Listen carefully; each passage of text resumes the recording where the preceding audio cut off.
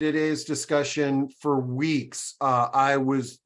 We do a lot of end of life discussions on this platform, and and I can't tell you how many times people will bring up, hey, have you ever done let's talk about death over dinner? And I, did a little bit of research, and I learned about Michael Hebb and this movement, which is phenomenal. And just on a flyer, I emailed him and said, hey, let's do a discussion, and he agreed. And I was so excited that last week I hosted one of these let's talk about death over dinner discussions. Well, unfortunately, this morning I got an email from Michael that he can't make it to the discussion today due to a family emergency that requires travel. And I thought about canceling, and then I realized, wait a second, I actually followed Michael's platform to host my Let's Talk About Death Over Dinner. Instead of scrambling around and emailing y'all and dealing with that, what my game plan today is, I'm going to walk you through how I hosted one of these discussions. It's very easy. And then we're going to have a conversation the same way that I had with my family members, but we'll try to do it here online. So if you're down for participating in this or just observing this today, hang in there with us. I think it's going to be very meaningful and a lot of fun. Or I shouldn't say, it is going to be fun. We're going to get to know each other. If not, Michael has promised me that he's going to do another discussion, and I'm going to get him on the calendar as quickly as we can. He feels horrible about this. And so we will have Michael come on as well. But I hope y'all hang in there with me, because I really am excited to share what I learned and then play around in the sandbox here with Let's Talk About Death. Okay. But before we do that, I have a friend, Jackie says, I've done this before. I love you're going to do it. So go for it here live. Thank you, Jackie. I always appreciate the endorsement. Before we jump in and talk about this, I've got one of my good friends, since I started in this business, Louis Tenenbaum, who many of you may have met on some of our safe and accessible home discussions. I've got Louis Tenenbaum, and I want to give him the mic here for a bit to tell us about a research project that he's in the middle of. And if any of you can have clients or know of somebody that can participate, I know Louis would be grateful. Oh, okay. Yep. Here. Susan, why don't you turn off your screen? There you go. Thanks. Okay. Louis, first off, tell everybody about your organization and this research project, and then we're going to talk about death over lunch or breakfast. It's not dinner time anywhere, to my knowledge. Thanks, Steve. This is an obvious example of where you are the resource, right? I knew I needed something in this field, and I reached out to you, and quite typically you came through. So my organization, Homes Renewed Ventures, is a technology company devoted to helping older Americans age in place.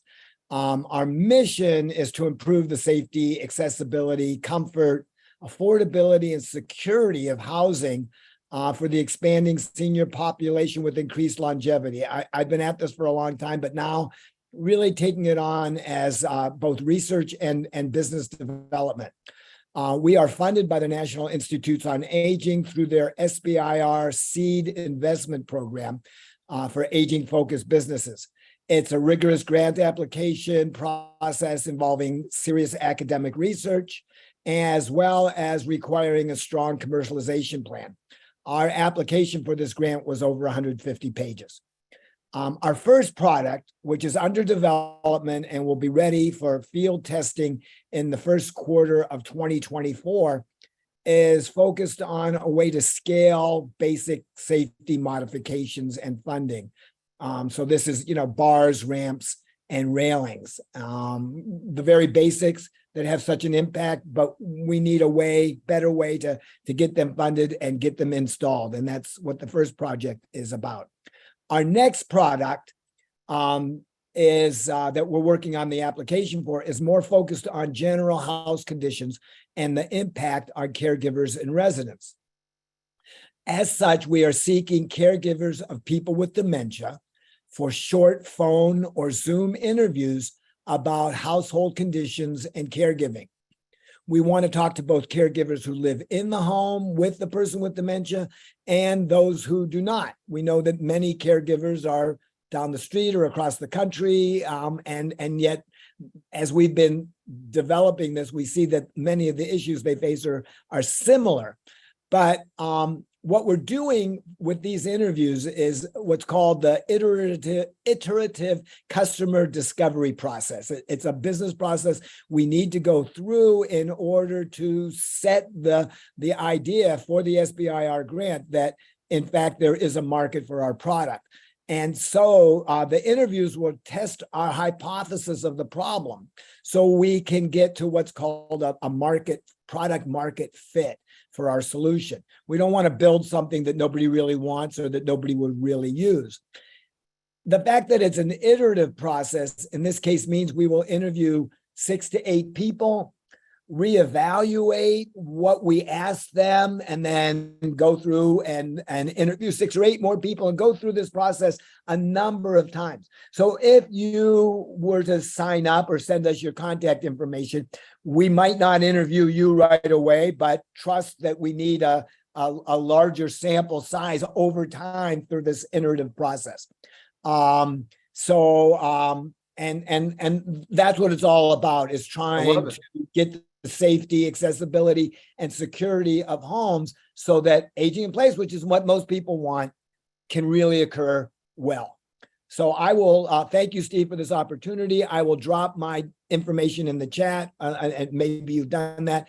And I look forward to speaking with some of you, and also not only to this discussion we're going to have today, but I think you've convinced me I need to have one of these dinners as well, if not a couple of them. So thanks a lot. I love it. Okay, Louis, thanks so much. I did pop it in there. You can see we got Elva, who's got ambassadors for aging well in Texas, talking about adjusting building codes. Emily's asking, is this a research study where you're going to pay the interviewees? Not at this point. It's only a 10 to 15 minute interview. At some point, I guess as the grant progresses, that may be part of the cards, but not at this point. Okay, cool. All right.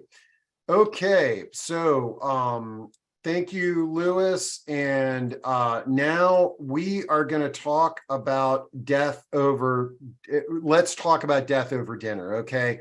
And for those that just jumped in, and you're expecting Michael Hebb, who's the author of the book and the man behind all of this.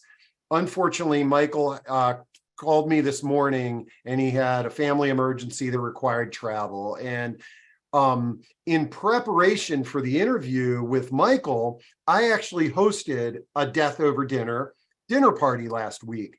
And so instead of canceling this and then fielding emails all morning, why can't I log in and stuff like that, I'm going to walk you through what I did.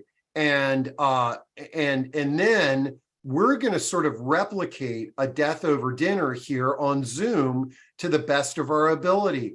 You don't have to participate, but if you want to participate and sort of share your thoughts and ideas, I would love it. But we've got a big crowd today, so I know a percentage of you will, and we'll use chat, Q&A, and open some mics up to have a conversation about death. So what I'm going to do first here is I'm going to share my screen, and I'm taking you to the Death Over Dinner website, which I will also drop into chat for everybody to check out. And so on this website at let's have let's have dinner and talk about death. I call it death over dinner. I'm botching it a little bit.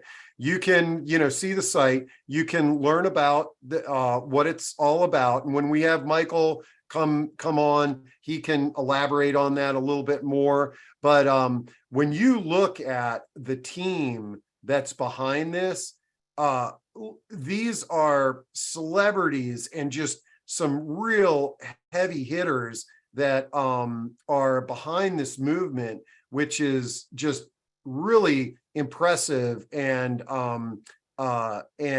amazing for this movement. But let's go to planning your dinner. Okay, so there's a button here, and I think if we go to the homepage, I think it's more obvious. Yeah, so you can watch a video, but you can get started, and it goes through some prompts. And I'm going to replicate what I did, because then I'm going to show you the sort of the guide, and then we're going to jump into sort of having one of these conversations as a group. So now let's invite some people, but who? So now when I did this, I said friends, and I said I think I said friends, and I may have said not sure yet. Okay. Then it prompts you to, which of the following best describes you and your interest on this discussion? Your selection will determine the content provided.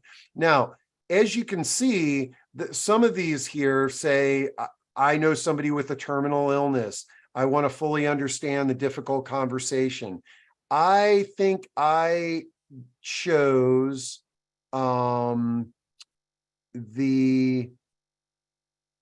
I think I chose either I want to live fully, I think is what I chose. And then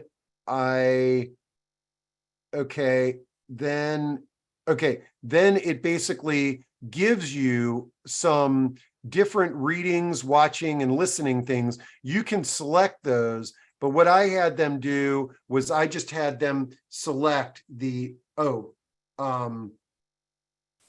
let's see, somebody said they're just seeing a black screen. Let me reshare.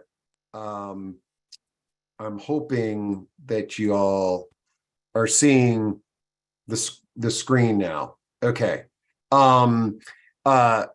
So then I basically, it talks about, it sort of summarizes you signing up for this, and then that leads to you enter your email here, and then they send you immediately they send you an email.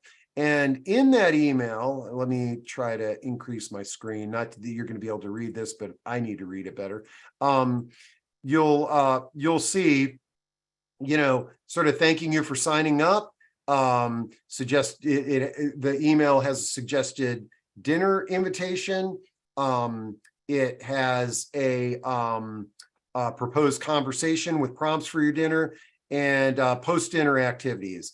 Okay. And so then I just cut and pasted this, and I sent this to my loved ones. Now, what I chose to do, and I'm going to pause here and jump back on the screen. What I chose to do, because I was doing this for the first time, and I knew that we were going to have Michael on today, I chose my guinea pigs for my first Let's Talk About Death Over Dinner to be just two family members of mine. Okay. And anyways, so now I sent out the invitation, they accepted. And it was my wife and two family members. Okay. They accepted. And then, I went on my trusty Yum app that I like, and I made a nice dinner. I think we had some bang bang chicken, some vegetables, and I went out shopping. I did it right, man. I cooked up a nice meal, had some appetizers, because my feeling is these family members are not in the space of senior living. They're not in this segment of talking about death. So when you invite folks to this, it's sort of like, I wanted to make this fun and as comfortable as possible. And so we had a little bit of small talk, and then we sat down to eat dinner.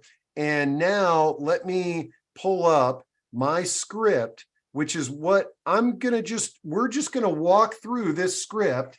I'm gonna tell you a little bit about what I sort of gleaned and what my loved ones gleaned, but then I'm hoping that we can jump in and as a group talk about death in this format using chat, using verbal expression. If you raise your hand, I see Louisa, your hand is raised. I will open your mic in a moment, but okay, that was a mistake. I was just checking on that.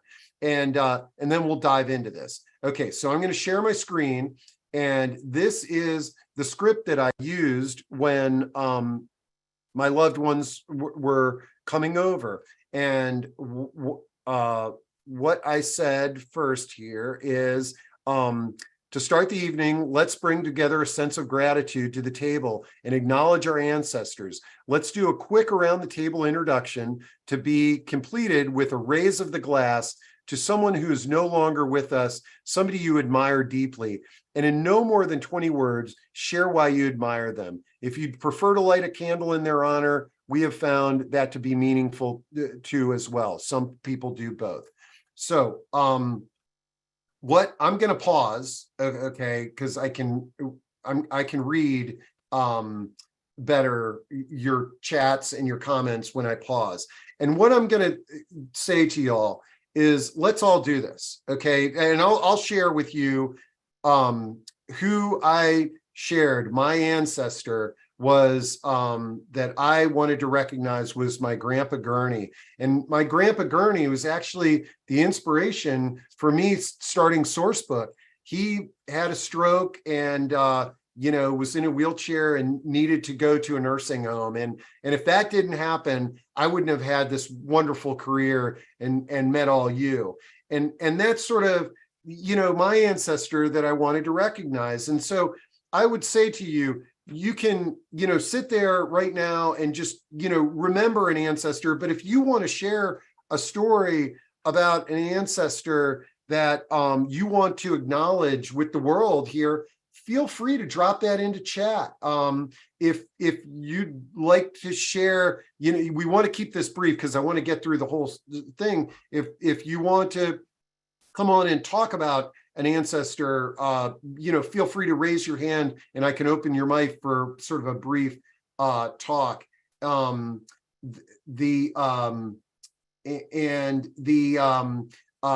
any event, that's how we opened it up. And it was really cool, especially because it was family members.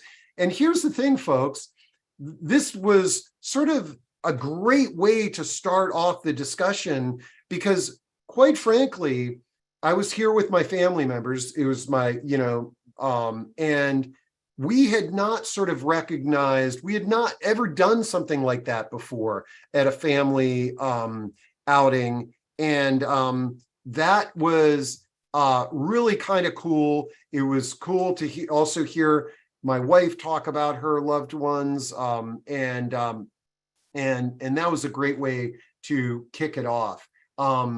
Let's see, Deb has shared her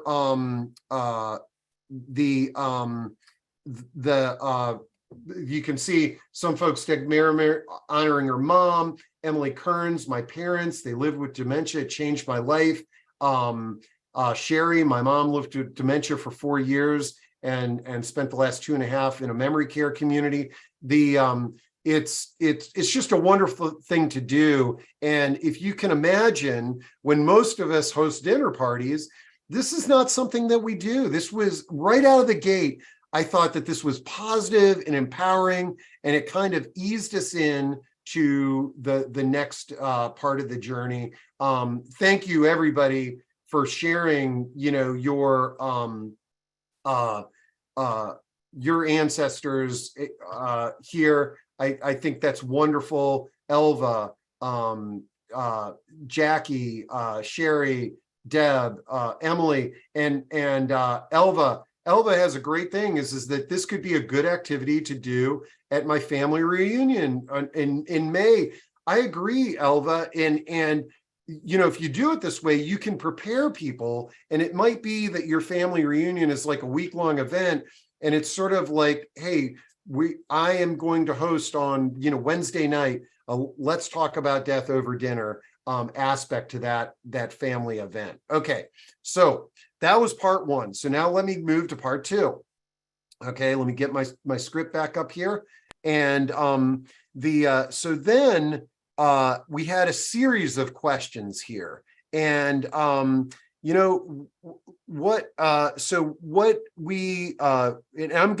let me read all of these, okay? And then maybe we can dive into some that you all are interested in diving into. So what would you want your epitaph to be? Subject to changing your mind, of course. The next question was, name the 3-person committee you would want consulted on any decisions about whether or not to continue life-prolonging treatments like mechanical ventilation. Who would you want to chair that committee? So you got the 3-person committee. Who would you want to chair that? Have you informed these people or put this in writing? If not, what is stopping you? And then the last question on this segment was, if you could design your funeral, wake, or memorial, tell us what it would be like. Okay, so let's break some of this stuff down. And I'm trying to, Emily is bringing up the 5 wishes documents, which are great there. And I'll try to drop that into to chat. But what so the first question was, what do you want your epitaph to be? And so because I wanted the rest of my guests to be comfortable, I always started out with my thoughts to give them time to think. Okay, you may host one of these dinners and you may have somebody who's really into this, and you could sort of like, hey, if you're excited about this, you can kick off these questions. But I just sort of started, and throughout the evening, my guests started jumping in, but I made sure that I was the first one that started. And so when I'm trying to remember what I wanted my epitaph to be was, I wanted to be remembered that I tried to help people. And then we kind of went around the room and we had a great conversation about that, so that when somebody would comment on what they wanted their epitaph to be, and then others in the party would be sort of commenting, yeah, I really think of you that way, or one way we would share, one way that I think of you is this way. And it was just a great conversation that I'd never had with these family members. And one of the members at the table was my wife. Then we talked about this 3-person committee. Now, this was really cool, okay? Because I think I basically, when I sort of talked about this, I said, well, I want my wife, my mom, and my dad, okay, which are all, alive, okay? And then as we went around the table and people started talking about their 3-person committee, they talked about the emotional aspects of being on this 3-person committee that would be consulted. Like they talked about, sort of thinking about, gosh, my parents would be so emotional. I think that my sister would be more rational in making decisions, or, I've got a friend or what have you. And it gave me ideas that I didn't even think of. And by the time we went around that, I was sort of rethinking my 3-person committee. But then what it really helped clarify was, who would you want to chair that 3-person committee? And this really prompted me to think about some of our discussions here that we have. Is many of you, if you've been to our discussions, our number one topic is solo aging. And I started thinking about, okay, I've got this 3-person committee and my wife is, the head of that committee, but what happens if my wife is gone? Like, what does that do to this conversation? And vice versa as well. Those were just things that were going through my mind. Then the next question, have you informed these people and put this in writing? And if not, what's stopping you? And I think all of my guests at this discussion had done some form of estate planning, but I think that this conversation was way deeper. Like, none of us had really informed our committee and had a conversation. And so I really feel that this type of platform is really a great thing to do before, during, and after the estate planning process. It may be that before you do your estate planning, you invite some of these folks that you want on your committee to be at this dinner. And then, maybe the after it's sort of like, hey, why don't we all really work on our documentation, our 5 wishes, our estate planning, and then let's have another dinner. So we're all doing it together. And we've opened the difficult can of worms of talking about death together. So the next dinner should be even better. And then the last question on this part was, if you could design your funeral, wake, or memorial, tell us what it would be like. And I love this part of our discussion because I've really, through these discussions and these end of life talks that we've had, it's really opened my minds up that, there are a lot of creative ways to be remembered.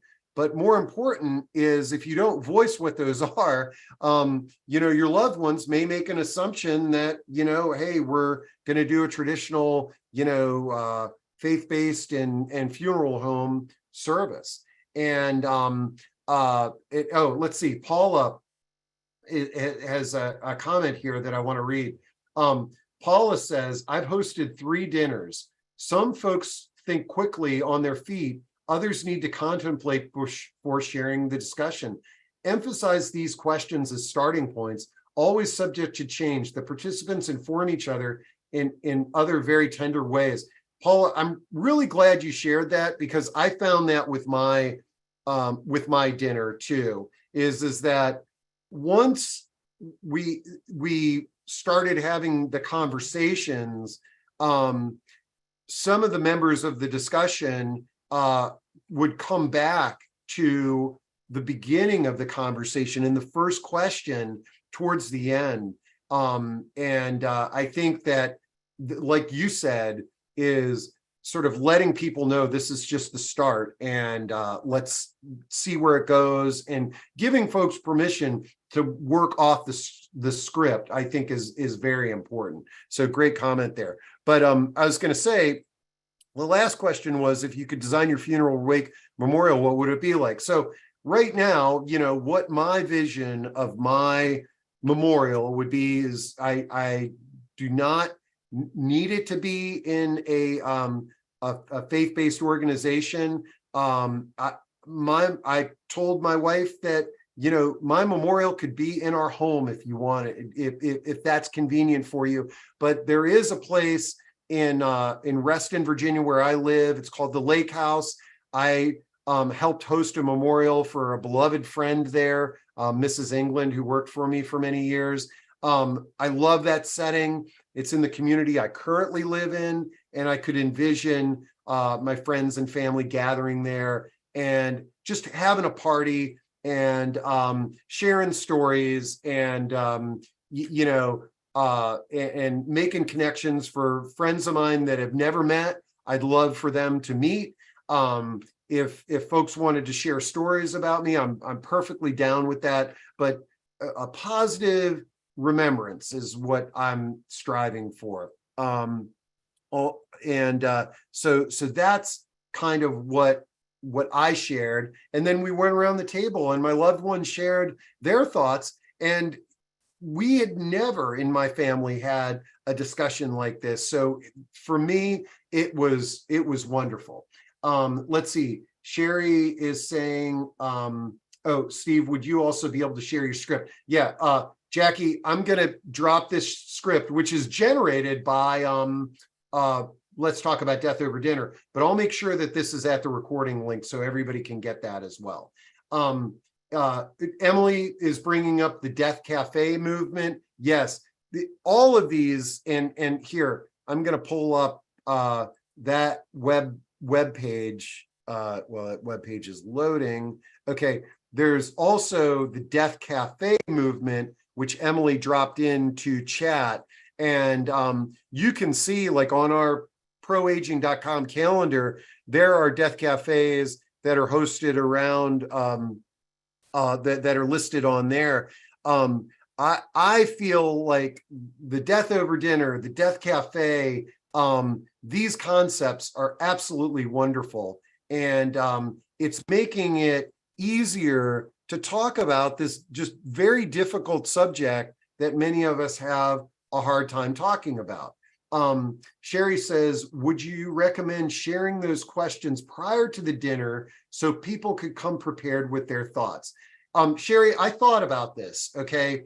And I almost did it, but I wanted to kind of follow the way that Let's Talk About Death Over Dinner, the way they were recommending this. And what they did was they shared, and I'll drop this into chat, there was something you could listen to, there was something you could watch, and there was something you could read on, all centered around thinking about end of life, okay? And so that was the homework for my attendees. And then they were coming here and I was sharing this script is sort of the script of the dinner. And I guess it's all, I'd say it's all dependent on your guests, and it'll be awesome when we have Michael here, because this is a great question for Michael. I'd be curious about his thoughts, but kind of, I think I kind of wanted there to be sort of somewhat of a surprise element to this dinner. My thoughts are that there's value in thinking about these questions and then coming to a dinner and knowing that we're going to talk about it. But there's, I feel like the spontaneity of not knowing what the question is and what is coming to your mind at first has real value. And I think by approaching it that way, the dinner was less scripted and more authentic from all of our perspectives. So that's just my my perspective.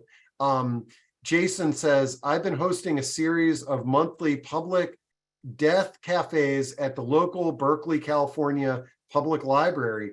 14 strangers showed up yesterday and we got deep very quickly. You know, Jason, actually, if you are into it, let me get through my script here. But if we've got a little bit of time here at the end, I would love to for you to kind of share how what the Death Cafe model is like. So if you're cool with that, Jason, raise your little virtual hand. That way I can, okay, awesome. I'm going to call on you here in a moment, but let me go back to my script. I think I can kind of wrap this up and then we can have open discussion, but I'm really curious about Jason talking about his Death Cafe. Okay, so we did that. We had the discussion. Then I said, when we finally know we are dying, all sentient beings are dying with us. We start to have a burning, almost heartbreaking sense of fragility and preciousness with each moment and each being. And from this can grow a deep, clear, limitless compassion for all beings. And that's a quote, and I can't pronounce his name, but I teared up when I read that the first time. It's a nice quote. And then we talked about that quote a little bit. And then we said, we had two more prompts. It said, what stands in between you and a clear felt sense of compassion for all living beings before you're on your deathbed? And then if you had one day to say you were sorry to anyone you wanted to before you died, who would be first on your list? Now, I actually, what's interesting on this was we had a very thought-provoking, I'm going to drop these two questions into chat, but we had a pretty thought-provoking discussion around that. That was pretty deep. So I don't want to sort of get into all of that. There was one person that I wanted to apologize to, and I'm hopefully going to see them here very soon.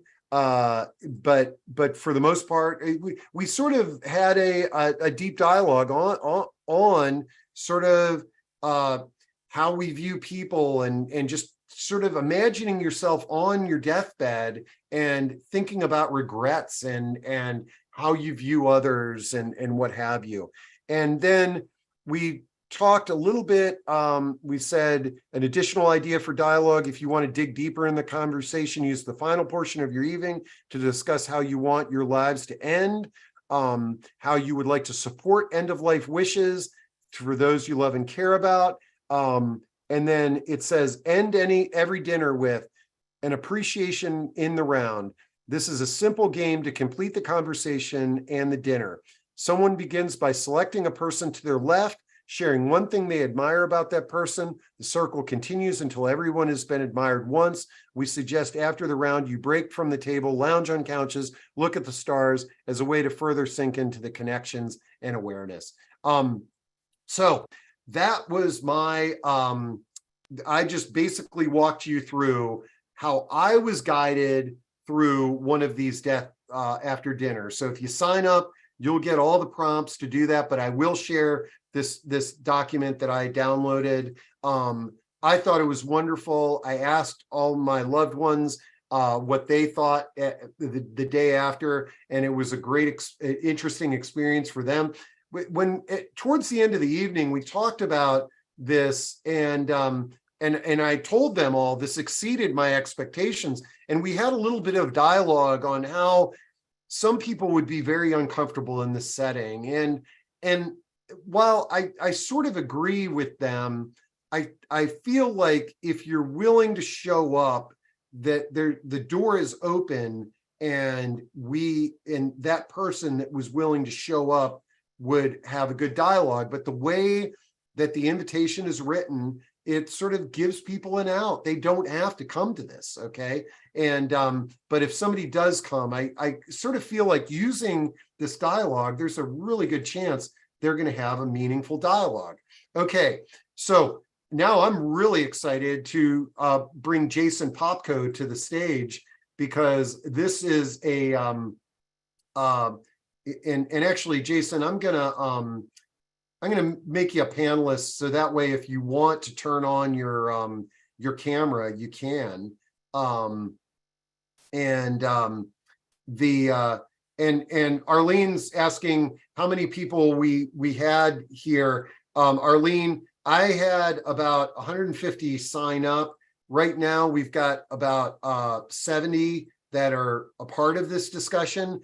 I intentionally did not send out my morning reminder that I usually do when I host these things, because I got the call from Michael that he wasn't going to make it. But my gut level feeling, had I sent out that morning reminder about this event, we would have had 300 people for the discussion. Not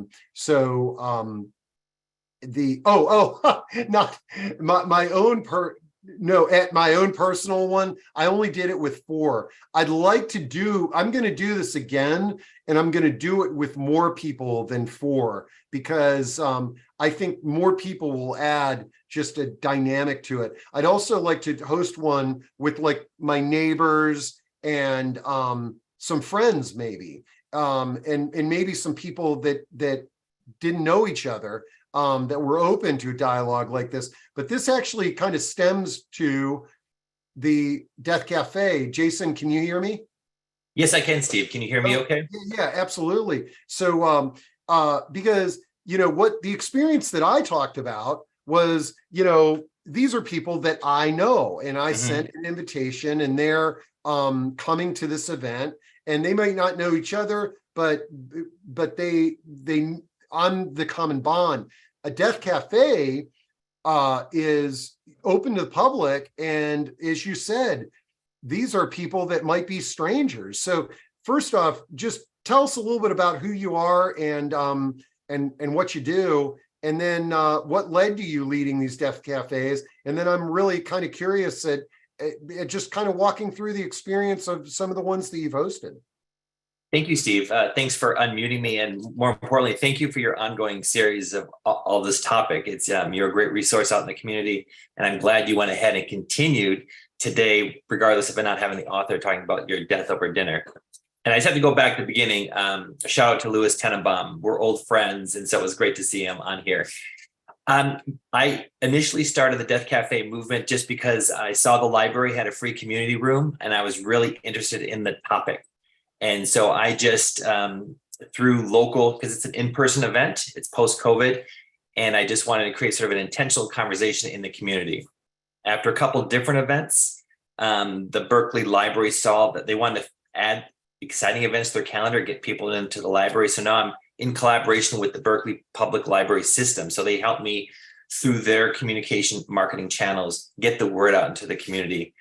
I am 55-year-old digital marketing guy here in San Francisco Bay Area. And this is just a side passion hobby that I wanted to do. So that's why I kicked this off. And I see a significant overlap between Death Cafe and Death Over Dinner. And you could end up, as you mentioned, your iterations, invite strangers to a larger dinner. But Death Cafe is so far, we've had some repeat visitors, but namely it is strangers, and they walk in the room. And basically, I follow the Death Cafe structure. We just ask people to go around the circle and say, why are you here? By the time you get around 14 people going around the circle, the time goes by quickly. We have 90 minutes for the event, but I'm always impressed by the level of vulnerability, sharing, and the details that people bring up. Everything from their fears, the things that they're, welcoming maybe in regards to end of life that they've reached some peace with. And it kind of goes through all the stages. There's some topics are about estate planning, the things that they've done or where they're stuck. Assisted suicide has come up a lot, and people are wishing for it, but don't know what to do, how to plan for that. And then there's other conversations about the afterlife. So we go everything from estate planning, I haven't done my will, to people having their different viewpoints on afterlife and their comfort or discomfort with it. And always at the end, I think people appreciate it. We've had a couple of return visitors. And so we're definitely continuing the series for the foreseeable future. Yeah, I love it. And I think the other thing about it is that as I'm thinking about this, as you're describing it, depending on your personality and your loved one's personalities, I could see where somebody might feel more comfortable talking about this first with a group of strangers, and then having a dialogue with their children or their spouse or their loved ones. Because in many families, I know that this is one of these things where you try to bring it up. And actually, even in our conversation, it's sort of like at my Death Over Dinner was it was a couple that I had with me, and they said, well, sometimes I'll bring up something like this, and my spouse says, oh, let's not talk about that. So going to a safe place where everybody's talking about it. Now, Susan asks, are there any online death cafes? And I believe there are. I'm sending you the website for the national model. I swear somebody in our, I know Patricia with Assisting Hands does some death cafes, and I'm not sure if hers are live or online, but I'm going to try to look at the calendar there. but have you experimented with any online ones, Jason? I haven't yet. I'm really going deep into post-pandemic in-person events. People do wear masks. It's big enough room, so they're very comfortable. But I'm finding that the conversation is I really appreciate facilitating it in person. And by the way, for people who are familiar or not familiar with Death Cafe, it's kind of like an open source software where there is no headquarters and reporting structure. It is a concept that's out in the world. You can go to Death Cafe and get their guidelines in regards to how to facilitate it. But you are asked, if you go ahead and do your own, just go back to deathcafe.com and list it. And so, for example, if you do volunteer and choose to do an online event and open it up to the public, people often will find about it through Death Cafe. One of the things through your presentation, Steve, I really appreciate are the prompts that come with the death over dinner.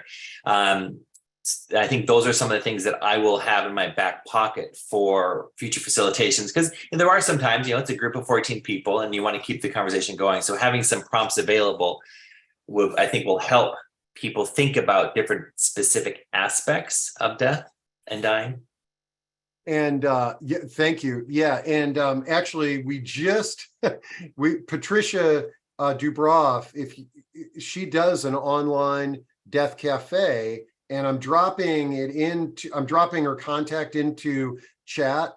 But she just had one on Tuesday. So maybe next month, if folks are interested in this, next month. And, this is really kind of given me some ideas on, maybe I kind of partner with Patricia or something, and we do sort of a positive aging kind of regular Death Cafe chat. That could be kind of an interesting, I like the free range aspect and no rules aspect of it. I think that would be good. Dixie says Iona in DC has online Death Cafes, and we'll be having one in person this fall. Okay, great. So I can add one thing, Steve. I think one of the things I add to the Death Cafe at the public library, working with the library, we pull every book on the topic of death and dying. And so we curate a special collection of books and movies on the topic, and we have them available in the room for people to check out. And it's one of the things that's interesting. People often will talk about, oh, have you read this book? Have you seen this movie? From a different aspects, either the nonfiction of how the body actually dies to a movie that was touching in regards to somebody being a caregiver. So I find it powerful to see all the books in one place, including children's books that talk about death and dying, because there is a community out there that is contemplating all different aspects of it. So if there's area in which you feel uncomfortable or unknown, somebody has probably written something about it where you can connect and feel you're not alone through this process. Referring back to your term, solo aging is another thing, because most of the times the demographic of people who attend are over 70 females, and they are all concerned about solo aging. Yeah. Jackie says, does anyone charge a fee to facilitate these? I think the ones that I've heard of, these are all like organizations, nonprofits, for-profits, just sort of hosting these with no fee. But correct. Have you heard of any fees being charged, or does Death Cafe Death Cafe says it has to be free. Okay. You don't want, a funeral plot salesperson hosting a Death Cafe. It's a conflict of interest. No, absolutely. Man, well, that's great. Well, all right, folks. Well, what I'd say, Jason, you can hang on here because there might be some questions related to Death Cafe, but I'm looking at the clock, we're almost to an hour. I feel like we made lemonade out of lemons today. I'm really excited to have Michael Hebb back on. I'm going to share this discussion with him. And then when we do the follow-up, and I put that on the calendar, I can have this discussion on there so people could listen to it. And then maybe we can kind of pick up where we left off, and Michael can sort of riff on some of the whether they're accurate or inaccurate, the things that we talked about today during this hour. Well, man, thank you. Thanks. Everybody seems to be pretty supportive of the format today. And I'm, as always, I'm thrilled that you are here. And then Arlene, you said, please include me next time. Okay, absolutely. Arlene, you'll get an invite. Everybody who's on this discussion is going to get an invite. And that's a no-brainer. So Jason, thanks for jumping on the stage. Everybody, thanks for jumping in and sharing your thoughts. We'll see you at the next discussion. And thanks a lot.